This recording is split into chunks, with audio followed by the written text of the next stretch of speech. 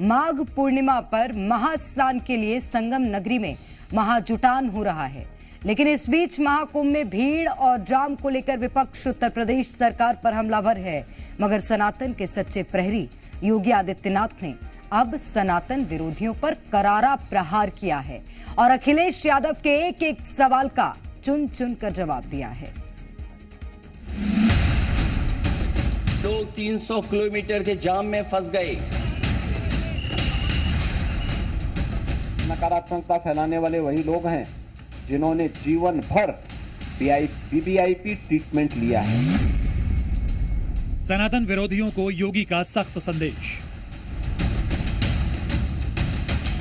महाकुंभ पर दुष्प्रचार, योगी का करारा प्रहार। महाकुंभ नगरी में आस्था का सैलाब उमड़ा है। दुनिया के सबसे बड़े धार्मिक आयोजन में शामिल होने के लिए संगम नगरी में जहां तक नजर जा रही है सिर्फ भक्तों का रेला है। एक तरफ देश दुनिया के सनातनियों की आस्था चरम पर है तो दूसरी तरफ प्रयागराज में उमड़ी भीड़ पर सियासी संग्राम भी छिड़ा है। कुंभ में तो हर व्यक्ति आएगा, वहां तो किसी के साथ कोई भेदभाव नहीं है। न जाति का भेद है, न पंथ का भेद है, न क्षेत्र का भेद है, न भाषा का भेद है। पूरा देश आ रहा है और 29 दिन में 45 करोड़ श्रद्धालु अब तक वहां स्नान कर चुका है। आप मुझे बताओ, भारत और चीन के बाद किसी देश के पास 45 करोड़ की आबादी निवास करती है क्या? दरअसल पिछले कई दिनों से महाकुंभ में भारी भीड़ और ट्रैफिक जाम की तस्वीरें सामने आ रही थी। प्रयागराज समेत आसपास के जिलों में भी गाड़ियों की लंबी कतार नजर आ रही थी, जिसकी गूंज आज संसद में सुनाई दी जब अखिलेश यादव ने एक बार फिर महाकुंभ में अव्यवस्था का आरोप लगाया। ये पहली बार हुआ होगा ऐसा कि लोग 300 किलोमीटर के जाम में फंस गए। क्या यही विकसित भारत की तस्वीर होगी? चांद पर पहुंचने का क्या फायदा जब जमीन की समस्याएं न दिखती हों आपको? और एक अस्थायी शहर में 45 करोड़ श्रद्धालु आकर के डुबकी लगा करके चला जाए तो इससे बड़ी बात और क्या हो सकती है। लेकिन जिनको नकारात्मकता फैलानी है, और नकारात्मकता फैलाने वाले कौन लोग हैं?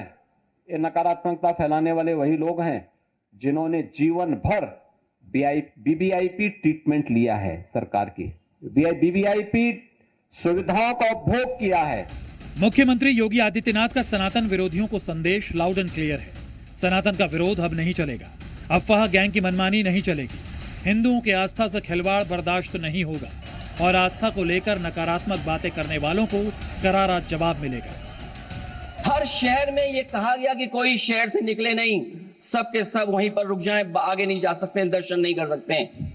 अगर ये सच्चाई नहीं है, सभापति महोदय, सब बॉर्डर सील हुए हैं। आने वाली पीढ़ी के लिए भी एक रास्ता खोलने का प्रयास किया था उन्होंने कि वे तो ले ही ले, लेकिन उनकी आने वाली पीढ़ी भी इस सुविधा का उपभोग करे जैसे देश उनका बहोती हो।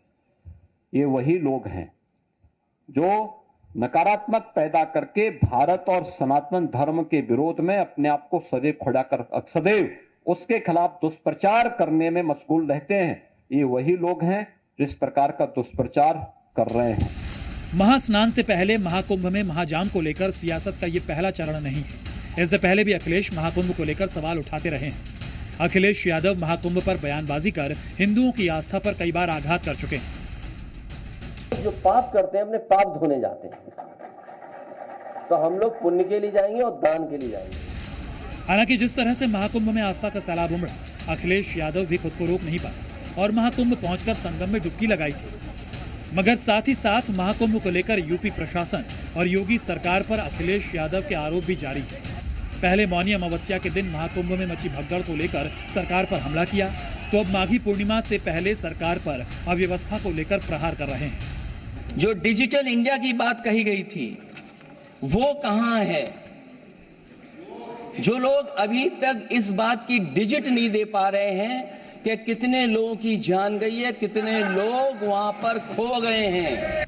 लेकिन सीएम योगी ने भी साफ कर दिया है कि आस्था पर नेगेटिव नैरेटिव नहीं चलेगा और सनातन विरोधी एजेंडा कम से कम यूपी में संभव नहीं है। नकारात्मकता फैलाने वाले वही लोग हैं जिन्होंने जीवन भर वीवीआईपी ट्रीटमेंट लिया है।